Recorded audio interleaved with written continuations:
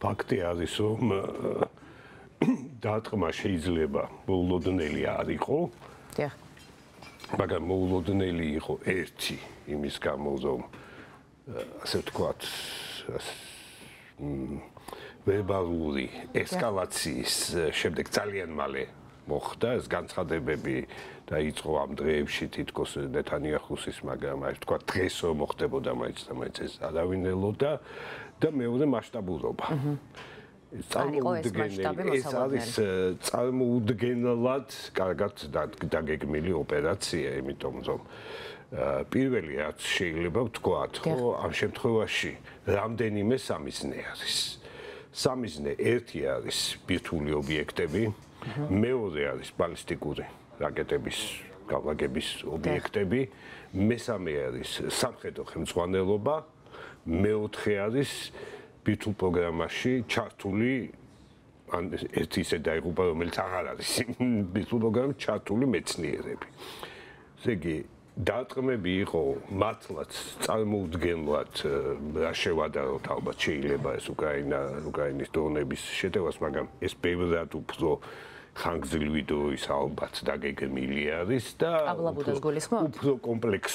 უფრო კომპლექსური შეტევა არის და მეორე, ეხლა თუ ფოტოები ვნახეთ და ეს ვიდეოები მართლაც ასწაული არის, მაღალსართულიანი სახლის ზუსტად ერთი ბინა განადგურებული. ესე იგი, აქ ისრაელმა ისიც აჩვენა, რომ თავისუფლად შეეძლო პოლიტიკური ხელმძღვანელობის განადგურებაც. რეალურად, იმიტომ რომ რაც ირანს საჰაერო თავდაცვა აქვს, აღმეს ეს რუსული ძირითადად, რამდენადაც მე ვიცი, აბსოლუტურად მოქმედო და არაფრისთვის გამოსადეგი გამოდგა. ფაქტი არის ეს რეალურად და რეალობა გვაქვს ასეთი, რომ ირანი უმძიმეს მდგომარეობაში აღმოჩნდა, რა გააკეთოს საპასუხოდ. როგორ შეინარჩუნოს ღირსება ერთი და მეორე რაც მთავარია, როგორ შენარჩუნდეს არსებული რეჟიმი. როგორ წარმოგიდგენიათ ეს პროცესი ირანის მხრიდან საპასუხო ზომების ნაწილში? საპასუხო ზომები ამ შემთხვევაში რამდენიმე შეიძლება ვილაპარაკოთ რამდენიმე შესახებ. ერთი არის თქვათ იგივე დრონებით თავდასხმა, რაკეტებით თავდასხმა ისრაელზე, რაც ალბათ ყველაზე ასე ვთქვათ ლოგიკური არის ამ შემთხვევაში, მაგრამ მოიტანს ძალიან მცირე შედეგებს, ისევე როგორც წინა თავდასხმა მოიტანა, როდესაც ეს პალესტინელი ლიდერი მოკლეს თეირანში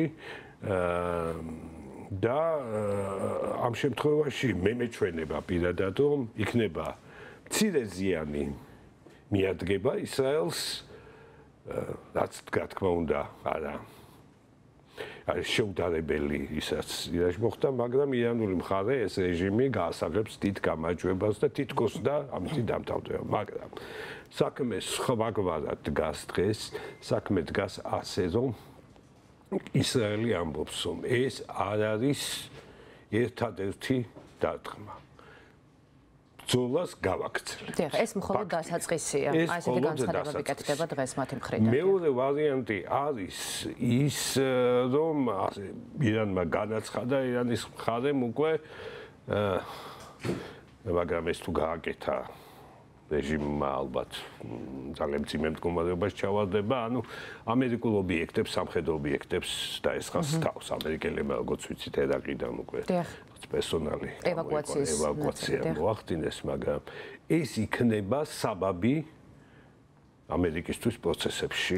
აი, სწორედ ეს ნაწილია ძალიან საინტერესო ამ კონფლიქტს გამოეხმაურა თავისთავად ცხადია დონალდ ტრამპი, მან თქვა, რომ წინასწარ იცოდა დარტყმების შესახებ, თუმცა ხაზგასმით დააფიქსირა, რომ ამ ოპერაციაში არ მონაწილეობდა შეერთებული შტატების არმია. რას გვეუბნება ის, რომ ვაშინგტონმა წინასწარ იცოდა ისრაელის გეგმები და რა შემთხვევაშია შესაძლებელი, რომ ამ სამხედრო მოქმედებებში როგორც მხარე ისე ჩაერთოს შეერთებული შტატები? ცოტა შეიძლება განვავრცოთ ამ შემთხვევაში და ასე ვთქვათ, რეალობა არის, მოცემულობა რა გვაქვს. ტრამპის პირველი პრეზიდენტობა გავიხსენოთ, ბოროტების ღერძის მთავარ შემადგენელ ნაწილად ირანის გამოცხადება და ამერიკის გამოსვლა ამ მოლაპარაკებიდან, ეს ერთი. და მეორე პრეზიდენტობის დასაწყისი ახლა მაგავისთვის ახლა სიახლეს არ ვიტყვი რომ ტრამპი ცოტა ექსცენტრიულობით გამოირჩევა, ვიტყვის რომ მე ყოფილიყავი აფერი მოხდებოდა და ახლა მე ვიქნები და ყველაფერი კარგად იქნება და ჯეჯობით არ არის კარგად.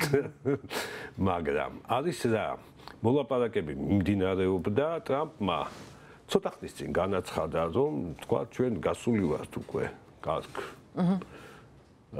დონეზე და ხა წესით ზეგ უნდა შედგეს მოლაპარაკების მე-6 რაუნდი ზეგ უნდა ყოფილიყო. თუმცა ირანმა მე მგონი უარი თქვა ამ პროცესში მონაწილეობაზე, როგორც რამდენიმე მედია წერდა, დიახ. მე წამიკითხია ჯერ ეს მუსკატში ომაში უნდა შემდგარიყო. მოკლედ რა არის სიტუაცია ირანი? კი ბატონო, მოვილაპარაკოთ, მაგრამ არის წითელი ხაზი ჩვენ გამდიდრებას გავაგრძელებთ. ტრამპი ამბობს, რომ ეს არის მოჩა.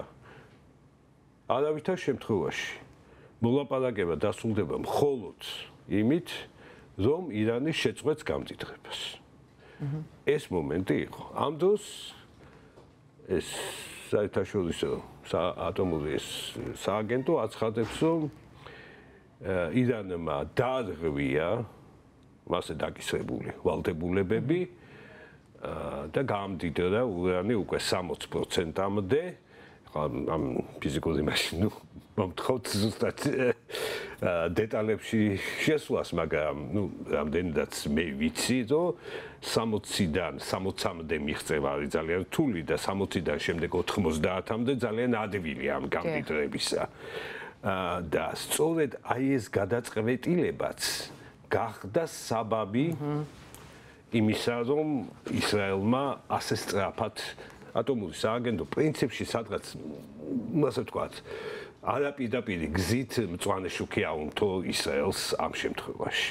ამერიკასთან დაკავშირებული მეორე მომენტი აუცილებლად უნდა აღვნიშნოთ, რომ ტრამპმა განაცხადა, რომ ვიცოდით ამ დარტყმის შესახებ, მაგრამ ჩვენ არ მონაწილეობდით.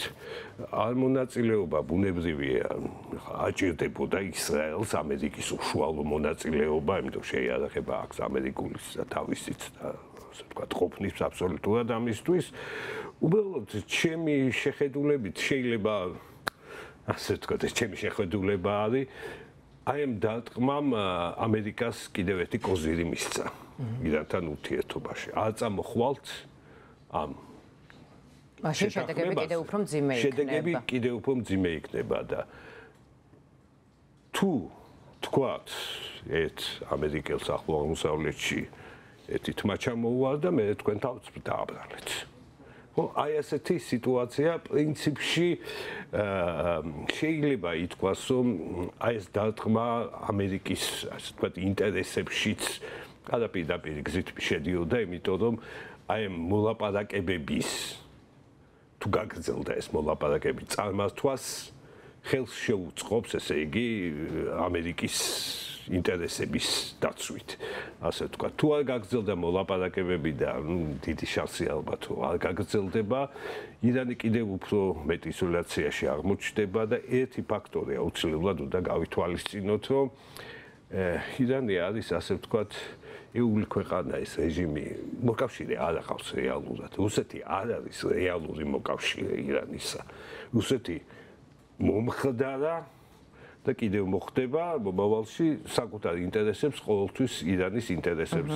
ზე მაღლა აყენებს და ვთქვათ რაღაცა შეღავათებს და იმას, როდესაც მას ჭირდება დათმობაზე ირანთან. აი, შეძლებს თუ არა რუსეთი რომ აი ამ გვარი ესკალაციის დროს პირდაპირ დაუჭიროს მხარი ირანს, განსაკუთრებით მაშინ, როდესაც ის თავად აწარმოებს ომს უკრაინაში. არ წარმოგიდგენიათ ასე ძალიან კარგად ჩემი აზრით ძალიან კარგად გამოჩნდა, რომ ორ ფრონტზე კი არა, ერთ ფრონტზე არ შეუძლია რუსეთს ომი თავისი მოძველებული ტექნიკის სხვა თუ არაფერი ირანული დრონებით იბრძვის მაშინ რა ქვია უკრაინაში ხო ეს ბევრს მეტყველებს მე მგონი სუპერ სამხედრო ძალა დღეს აღარ არის რეალურად კარგად გამოჩნდა კიდე ჩართვა კონფლიქტში რუსეთისთვის დამღუპველი იქნება ბუნებრივია და ჭირდება არაფერში ამ კონფლიქტში რა თქმა უნდა იქნება დღესაც იყო განცხადება ვთქვათ ეს დაიგმო ისრაელის მოქმედება და ასე შემდეგ და რუსეთს კიდევ ერთი ფაქტორი რომ ახლა არაჩვეულებრივი და განსაკუთრებული არა, მაგრამ ნორმალური ურთიერთობები აქვს მაინც ისრაელთან. მეტნაკლებად ნორმალური ახლა ბოლო პერიოდში გამოჩნდა, რომ რაღაცა ისრაელმა რაღაცა უკრაინას დახმარების ხელი და ისიც თქვა თავშეკავებით გაუწია, თუ ისრაელი ძალიან ნეიტრალური იყო ამ კონფლიქტში. ზოგადად ესეთ სიტუაცია რუსეთთან დაკავშირებით. აი საინტერესოა ბატონო გიორგი, რამდენად ძლიერია ახლა ირანის მიერ მხარდაჭერილი გასამხედროებული ძალები რეგიონში და რამდენად დიდი საფრთხე შეიძლება იყოს ეს ისრაელისთვის აი ახალ მოცემულობაში. საფრთხე არის, მაგრამ შეუძლებელია რომ ისრაელზე ძლიერი იყოს, ну, რაძალა. პირველი რიგში ეს ჰეზბოლა. რომელიც რომელსაც შეუძლია ვთქვათ მეზობელი არის და უკვე რაღაცა თქვათ, ადვილად რაკეტებით და ასე შემდეგ და შეჭრიდა ტერორისტული აქტებით რაღაც ზიანი მიაყენოს ირანს, მაგრამ ნამდვილად არ არის ჰეზბოლა ის ძალა, რომელიც ასე ვთქვათ ისრაელს და ამ შემთხვევაში ჰეზბოლას ძალიან სერიოზული ჩათვლის შემთხვევაში აქ უკვე ისრაელის გარდა სხვა ძალებთანაც ექნება საქმე. ეხლა ირანისთვის მართლა ტრაგედია იყო სირიის რეჟიმის შეცვლა.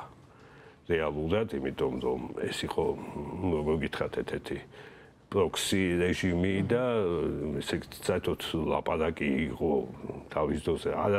არ იყო სერიოზული მოსაზრება, რომ შიიტური რკალი იკვრება ლიბანი, სირია, ერაყი, ქუვეითი და შემდეგ იემენი, ასე სიამდვილეში სხვადასხვა შიიტები არიან საერთოდ და უბრალოდ რეალურ პოლიტიკაში ბევრი საერთო კონდაც თორე რეალურად არაფერი. სირია ახლა გზაგასაყალზე არის ამ ცალკე თემა არის სირიაზე ვილაპარაკოთ ძალიან რთული თემა არის ყოველ შემთხვევაში დღესაც შეგვიძლია ვთქვათ ის რომ ირანის მოკავშირე დღეს სირია აღარ არის.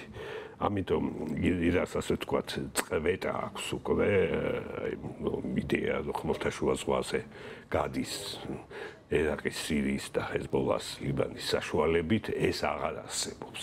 ერაყში მეტნაკლებად სხვა შორის ერაყი ცალკე შემთხვევა იქ, იმიტომ რომ თავის დროზე ამერიკის და ირანის ინტერესები დაემთხვა აქ და ძალიან ესეთი კომპლექსური მოვლენა არის.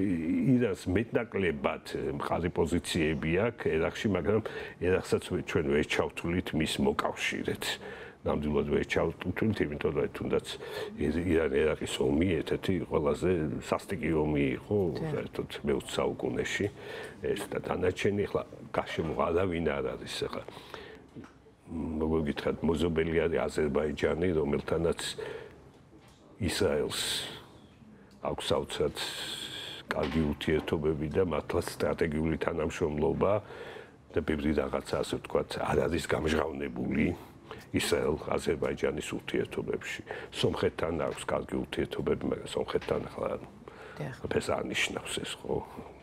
აი ესეთი მდგომარეობაში პრინციპში ასე ვთქვათ არის მარტო ქვეყანა, ეული ქვეყანა, რომელსაც ბუნებრივი მოკავშირეები ტაჯიკეთი შეიძლება ყავდეს და ავღანეთი და ვთქვათ ეთნიკური აფილიაციის მიხედვით, მაგრამ რეალურად ეს ასე არ არის, არავინ არ ყავს მოკავშირე.